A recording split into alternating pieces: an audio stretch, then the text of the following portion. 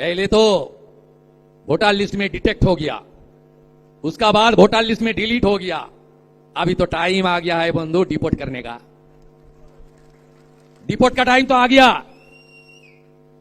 और एक्शन तिलजोला में हुआ, भाई कोर्ट में गया है, जाओ ना भाई, बिल्डिंग प्लान नहीं है। যেমনি কথা তেমনি কাজ। একেবারেই ডিটেনশন সেন্টার, কার্যত নামে ডিটেনশন সেন্টার বলা হচ্ছে না, নামে বলা হচ্ছে হোল্ডিং সেন্টার, কিন্তু আদতে সেগুলো ডিটেনশন সেন্টারের মতোই কাজ করবে।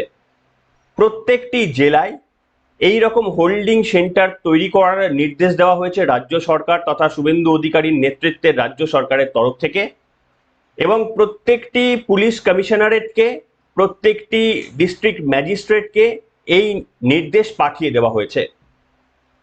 কিছুদিন আগেই রাজ্যের তরফ থেকে পরিষ্কারভাবে জানিয়ে দেওয়া হয়েছিল যে প্রাক্তন যে আমাদের সরকার ছিল তারা এতদিন পর্যন্ত রোহিঙ্গা এবং বাংলাদেশিদের জামাই আদর করে রেখে দিলেও কেন্দ্রীয় সরকারের নির্দেশিকা 2রা মে 2025-এর নির্দেশিকা সত্ত্বেও 7 পাতার নির্দেশিকা বেরিয়েছিল, সেটাকে সম্পূর্ণ অমান্য করত।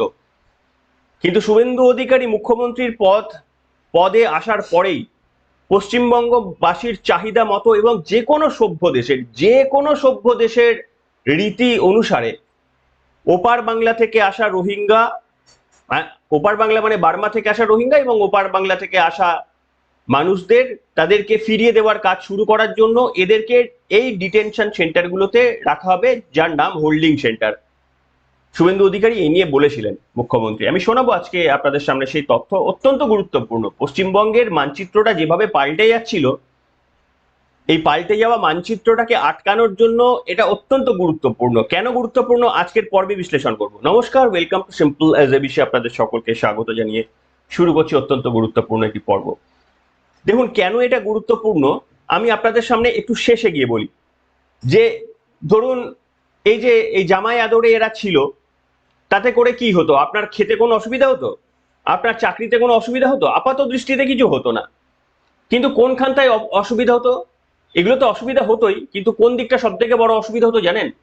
সব থেকে বড় অসুবিধা হতো যেটা, এদেরকে voter card, Aadhaar card, PAN card, ration card পাইয়ে দিয়ে একটা অর্থনীতির ওপর চাপ, আর দ্বিতীয় হচ্ছে এরা আসলে পশ্চিমবঙ্গের মানুষের বিরুদ্ধে গিয়ে ভোট দিয়ে, পশ্চিমবঙ্গের মানুষের যেটা পছন্দ তার বিপরীতে গিয়ে এরা ভোট দিয়ে ওই সরকারকে টিকিয়ে রাখতো। এবং এদের প্রয়োজনীয়তা যে মানে এদেরকে তাড়ানোটা যে এত প্রয়োজন, গতকাল হয়ে যাওয়া ফলতার নির্বাচনটা বিশ্লেষণ করলে আপনারা আবারও বুঝতে পারবেন। আমি আজকে বোঝাবো, কিন্তু পর্ব শুরু করার আগে আপনাদের সামনে আমি শুভেন্দু অধিকারী, রাজ্যের মাননীয় মুখ্যমন্ত্রী, তিনি কিছুদিন আগে তিনি ভবানীপুরের একটি বক্তব্য বলার সময় মুখ্যমন্ত্রী হিসাবে যখন বক্তব্য বলছিলেন, তখন তিনি বলেছিলেন যে বাংলাদেশিদের বড় চিরবিরানি হয়েছে না, ওদেরকে ডিটেক্ট আগেই হয়েছিল, ডিলিট হয়েছে, এবার ডিপোর্ট করার কাজটা আমরা করব বন্ধু বলে দিয়েছিলেন, এবং সেই অনুযায়ী নির্দেশিকাও বেরিয়ে গেল। শোনাবো, তার আগে মনে করিয়ে দেবো মুখ্যমন্ত্রী ঠিক 1 সপ্তাহ আগে কি বলেছিলেন। শুভেন্দু মুখ্যমন্ত্রী হওয়ার পরে বাংলাদেশের জামাতিদের চিড়বিড়ানি অনেক বেশি হয়ে যাচ্ছে। अरे मैं डरने वाला आदमी नहीं हूं, झुकने वाला आदमी नहीं हूं, डराने का काम करने का कोई जरूरत नहीं है। भाजपा ने जो कमिटमेंट दिया वो पूरा करने का काम भाजपा का चीफ मिनिस्टर करेगा। नेशन फर्स्ट, देश को सुरक्षित रखने का काम भारतीय जनता पार्टी का ही सरकार करेगा। पहले तो वोटर लिस्ट में डिटेक्ट हो गया, उसका बाद वोटर लिस्ट में डिलीट हो गया। अभी तो टाइम आ गया है बंधु डिपोर्ट करने का। डिपोर्ट का टाइम तो आ गया।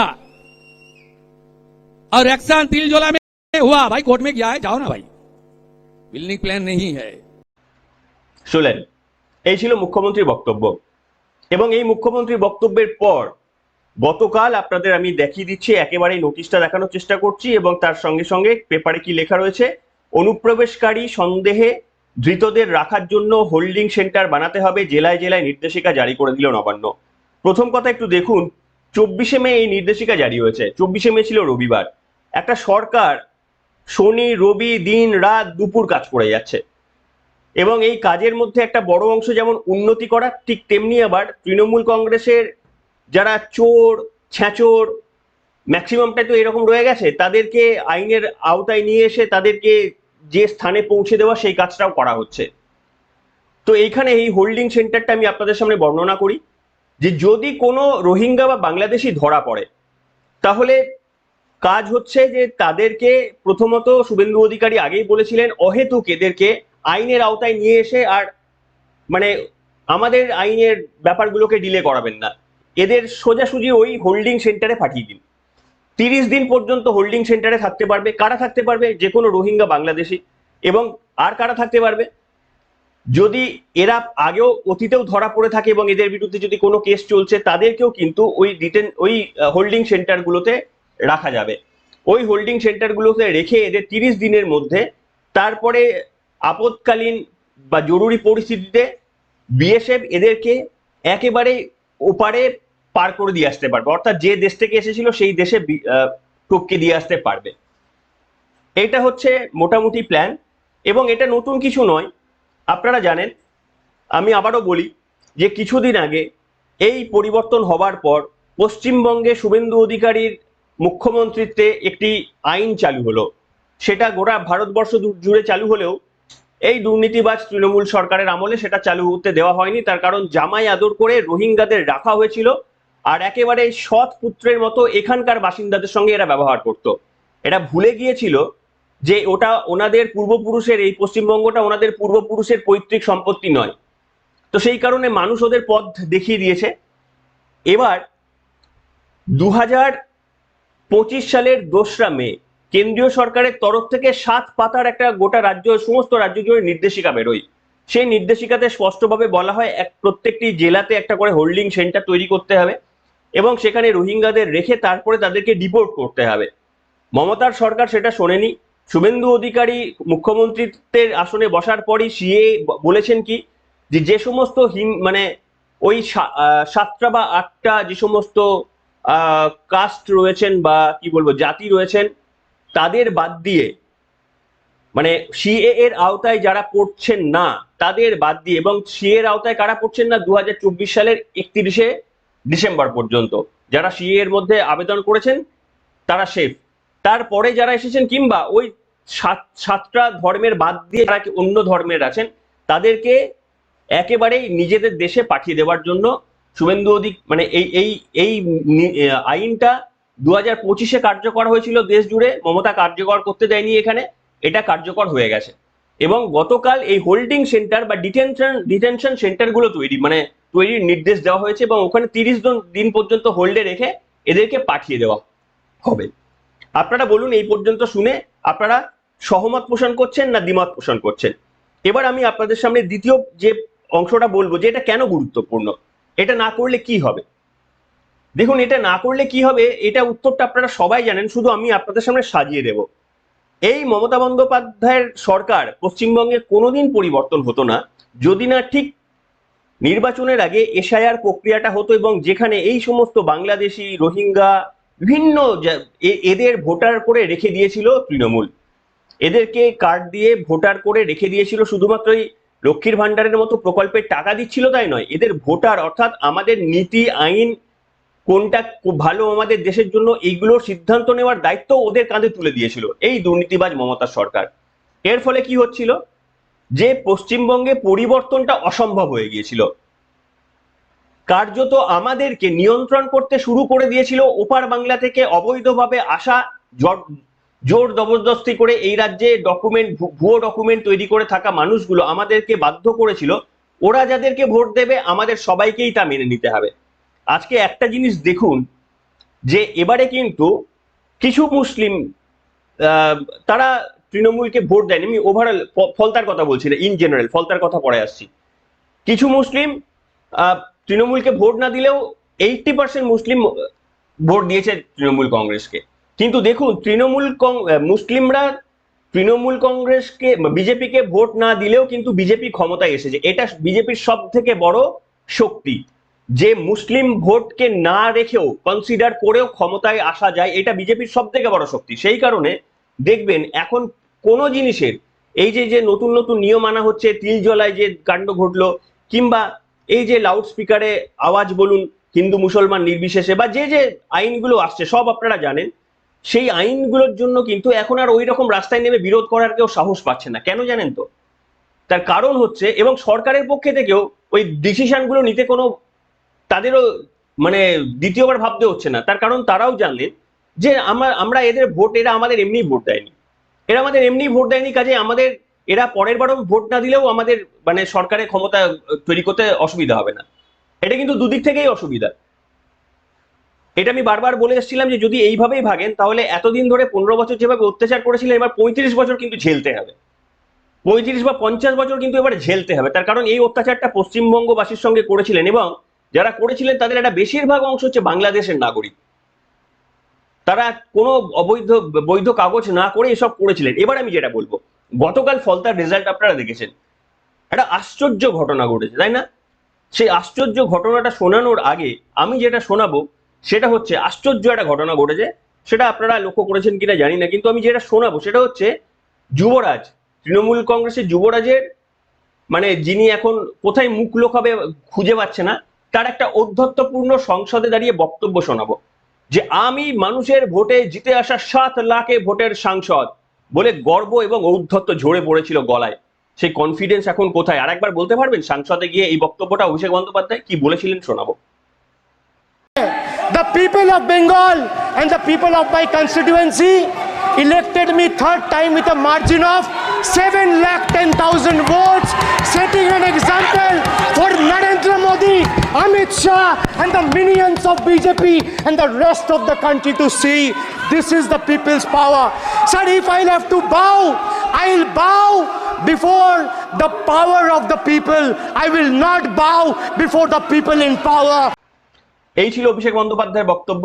আর একবার বলতে পারবেন আজকে দাঁড়িয়ে, আপনি মানুষকে মিথ্যেক বলে ব্ল্যাক টেপ সাঁটিয়ে ওই জাহাঙ্গীরদের মতো নেতাদের ব্যবহার করে মানুষের ভোট লুট করে আপনি 7 লাখ ভোটে জিতেছেন। আরামবাগে সিপিএম এর অনিল বোসের মডেলে আপনি জিতেছেন। এটা প্রত্যেক মানুষ জানতো আপনার সামনে, কিন্তু আপনার এই ঔদ্ধত্য, আপনি জেনেও যেভাবে ঔদ্ধত্য প্রকাশ করতেন, যেন মনে হতো আপনি একেবারেই মানে দুগ্ধপোষ্য শিশু, আপনার মতো পবিত্র আর কেউ হয় না, এমন আপনি ব্যবহার করতেন। এখানেই মানুষের সব থেকে বেশি রাগটা মানুষের আপনার প্রতি হতো, সব থেকে বেশি মানুষের রাগ আপনার উপরে গিয়ে কিন্তু পড়তো। এইখানে দেখুন, আজকে নির্বাচনের পর, ফলতার নির্বাচনের পর তৃণমূল যে 3.7% ভোট পেয়েছে এমনটা নয়। লোকসভাতে 2024-এ মাত্র 2 বছর আগে লোকসভাতে তৃণমূল পেয়েছিল 90% ভোট। সেই তৃণমূল, সেই একই প্রার্থী, সে এবারে পাচ্ছে 3.7% ভোট। জামানত জব্দ হয়ে গেল। 3 বছর ক্ষমতায় থাকা তৃণমূল কংগ্রেস, দাপুটে ডায়মন্ড হারবার মডেল, দাপুটে নেতা জামানত জব্দ হয়ে গেল। 5,000 না কত ভোট পেয়েছি, তো আমি দাঁড়ালে এর থেকে বেশি ভোট পেতাম, এত হলপ করে বলছি। তো আমি দাঁড়ালে, নন্টে ফন্টে দাঁড়ালে এর থেকে বেশি ভোট পেত। এই নাকি এদের সংগঠন, শিরায় সংগঠন নাকি এদের। এবং এইখানে সব থেকে চমৎকার ব্যাপারটা হচ্ছে, ভালো করে খেয়াল করুন, এটা আপনারা বলবেন এটা বিপজ্জনক না এটা ভালো, এটা কি আপনারা বলবেন। তৃণমূল এই যে ভোটটা পেল না, এই ভোটটা পেল কিন্তু মুসলমানদের ভোটটা নিয়ে গেল কিন্তু সিপিএম নিল না। ফলতাতে 66% হিন্দু এবং বাকিটা মেজরিটি মুসলমান, আর অন্য ধর্মের সম্প্রদায় খুবই কম, অর্থাৎ 66% হিন্দু এবং 34% কিন্তু মুসলমান, এরকম ধরে নিতে পারেন। তাহলে এই 34% মুসলমান ভোটের মধ্যেও তো তাহলে তৃণমূল কংগ্রেস পেল না, অথচ দ্বিতীয় স্থানে উঠে আসলো সিপিএম, তৃতীয় স্থানে কংগ্রেস, লাস্টে তৃণমূল কংগ্রেস। কংগ্রেসকে হারাতে পারলো না। পরের নির্বাচনে দেখবেন যে গোটা রাজ্যে কংগ্রেসকে হারাতে পারবে না। তার মানেটা কি হচ্ছে? তার মানে কিন্তু দ্বিতীয় স্থানে সিপিএম উঠে আসছে। এটা আমি আমার বামপন্থা বিশ্বাস করা অনেক বন্ধুদের বলেছি, ভাই তোরা তো ভুল লাইনে যাচ্ছিস। তোদের তো প্রথম কথা হচ্ছে, তোরা Mamata, no vote to Mamata কোনোদিন বলিস না। তোরা যদি বলতিস নো ভোট টু মানে মমতা, তাহলে তোরা বিজেপি তো ক্ষমতায় আসবে, তোরা ক্ষমতায় কোনোদিনই আসবি না। তো বিজেপি ক্ষমতায় আসলে তোরা অ্যাটলিস্ট দ্বিতীয় স্থানটা দখল করবি। এই কথা আমি ওদের বুঝিয়ে পারিনি। তো যাই হোক, তাদের উদ্দেশ্য একটাই, যে তাদের দ্বিতীয় স্থানে আসাটা উদ্দেশ্য নয়, মুসলিম ভোটটা পাওয়া তাদের উদ্দেশ্য। হিন্দু ভোট পেলো কি না পেলো সেটা প্রয়োজন নেই, ওই মুসলিম ভোটটা তাদের পেতে হবে। এবারে কিন্তু তারা সেই সাকসেসে গেছে, এইখানে কিন্তু একটা বিপজ্জনক জিনিস। এবার এরা দেখবেন, আমি বলছি, এবার এরা এই যে টেস্টটা পেয়ে গেল, এই যে ফলতাতে এই যে মুসলিম ভোটের টেস্ট এই যে সিপিএম পেয়ে গেল, এবং মানুষও হঠাৎ করে এরকম যদি দেখে যে বাকিরাও সিপিএম কে দিচ্ছে, তাহলে আমিও এবার সিপিএম কে দেবো, এরকম হয়ে যায়। এবার মুসলমানরা দেখবেন খুব স্বাভাবিকভাবেই তারা আবার দেখবেন সিপিএম কে ভোট দিতে শুরু করবে। তার মানে এবার দ্বিতীয় স্থানে কিন্তু বিজেপির পর সিপিএম চলে আসবে, যেটা অত্যন্ত দুর্ভাগ্যজনক পশ্চিমবঙ্গের জন্য। 34 বছর পশ্চিমবঙ্গটাকে শেষ করে দেওয়ার পরেও যদি একটা রাজনৈতিক দল দ্বিতীয় নম্বর স্থানে ফিরে আসে, এটা কেন দুর্ভাগ্যজনক? কারণ পশ্চিমবঙ্গের ইতিহাস এটা বলে না যারা চলে যায় তারা আর ফিরে আসে না। এইখানে কেন এমনটা ঘটছে তার কারণ, শূন্যস্থান পূরণ করার জন্য কোনো রাজনৈতিক দল এই মুহূর্তে পশ্চিমবঙ্গে নেই। বিজেপির পর যেহেতু বিজেপি লাস্ট পার্টি, রেজিমেন্টেড একটা পার্টি, বাদ বাকিগুলো সব টেস্টেড অ্যান্ড ফেলিওর, কাজে এদের বিরোধিতা করে মানুষ অন্য কোথাও যে একটা ভোট দেবে এই অপশন মানুষের কাছে নেই। এই কথা বারবার বলেছিলাম।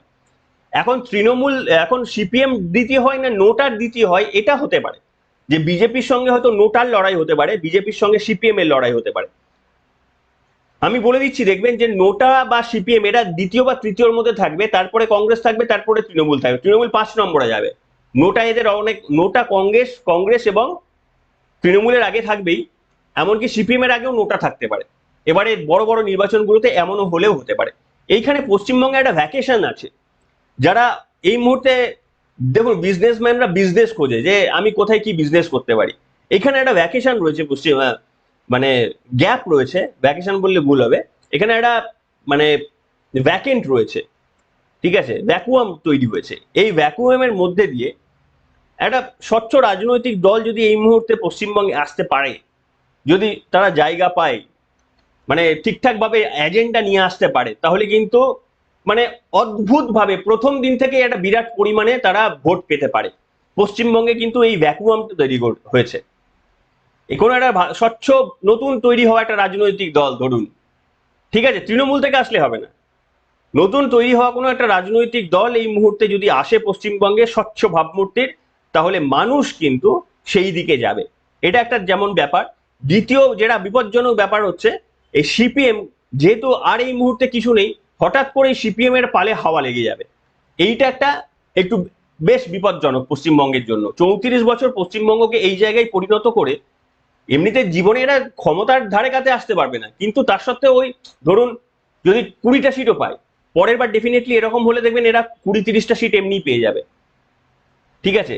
তো আমাদের একটা মানে পোক্ত বিরোধী দলের প্রয়োজন, একটা রাজনৈতিক প্রতিপক্ষের প্রয়োজন, কিন্তু সেটা কংগ্রেস নয়, সেটা সিপিএম নয়, এবং সেটা ডেফিনেটলি তৃণমূল কংগ্রেস নয়। কিন্তু আমাদের কাছে তো আর অপশন নেই, সেই কারণেই বললাম একটা ভ্যাকুয়ামের সৃষ্টি হয়েছে। এইটা যদি কোনো আগামী দিনে রাজনৈতিক নেতা, যেহেতু চাহিদা যেহেতু হয়েছে, পূরণ একদিন হবেই, কথাটা লিখে নেবেন আজকে, চাহিদা যেহেতু হয়েছে আমাদের কাছে আজকে কোনো আমাদের বলতে পারবো না, কিন্তু এটা পূরণ একদিন হবেই। তো এনিওয়ে, আপনারা লিখে জানাবেন যে এই বিশ্লেষণ থেকে শুভেন্দু অধিকারীর নেওয়া এই সিদ্ধান্ত রাজ্য সরকারের, যে ডিটেনশন ক্যাম্প বা হোল্ডিং সেন্টারগুলো পশ্চিমবঙ্গের প্রকৃত বাসিন্দাদের মনে স্বস্তি যোগাবে কিনা। দ্বিতীয় যেটা লিখে জানাবেন যে এই যে একটা পশ্চিমবঙ্গের বিরোধী পরিসরের একটা অবকাশ রয়েছে, সেই অবকাশটা ফিল আপ করার জন্য এই মুহূর্তে সত্যি কি কোনো রাজনৈতিক দল রয়েছে, নাকি আরো একটা রাজনৈতিক দল আসুক না উঠে, স্বচ্ছ ভাবমূর্তির, যারা কেন্দ্রের সঙ্গে বিরোধিতা করবে না, নীতিগত বিরোধিতা হতে পারে কিন্তু উন্নতির সঙ্গে বিরোধিতা করবে না, এরকম একটা দল উঠে আসুক না কেন, যারা তোষণ মানে একেবারেই শুধুমাত্র যে কোনো তোষণকে এরকম ভাবে করবে না, এরকম একটা রাজনৈতিক দল পরিসর কিন্তু ফাঁকা রয়েছে। আসবেন নাকি কেউ রাজনীতিতে নতুন একটা দল নিয়ে? প্রস্তাব মানে আমি দেওয়ার কেউ নই, কিন্তু রাস্তাটা বললাম আপনাদের সামনে, যদি কেউ শুনছেন ইউটিলাইজ করতে পারেন। সবাই ভালো থাকবেন, এখনকার মতো এখানেই।